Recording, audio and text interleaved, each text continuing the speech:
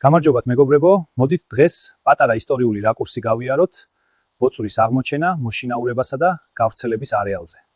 იცოდით, რომ თანამედროვე ბოწვრის ისტორია 1000 წლების წინ იბერიის ნახევარკუნძულზე დაიწყო. ძველმა ფინიკიელებმა ამ მიწას იშპანიმ შეარქვეს, რაც ბოწვერების სანაპიროს ნიშნავს. რომაელებმა პირველებმა შეამჩნიეს მათი პოტენციალი. მათ დაიწყეს ბოწვრების მოშენება სპეციალურ შემოღებულ ტერიტორიებზე. სწორედ რომაული ლეგიონების მეშვეობით გავრცელდნენ ეს ცხოველები მთელ ევროპაში. ნამდვილი მოშინაურება კი შუა საუკუნეების მონასტრებში მოხდა.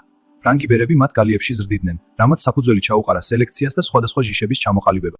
დიდი გეოგრაფიული აღმოჩენების ეპოქაში ბოწვრები გემებით ამერიკასა და ავსტრალიაში მოხვდნენ.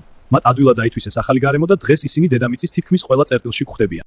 დღეს კი მებოწვრეობა მაღალტექნოლოგიური დარგია, რომელიც აერთიანებს საუკუნოვან გამოცდილებას და თანამედროვე მიდგომებს, პატარა ველური ბოწვრიდან მსოფლიო მეურნეობის მნიშვნელოვან ნაწილამდე.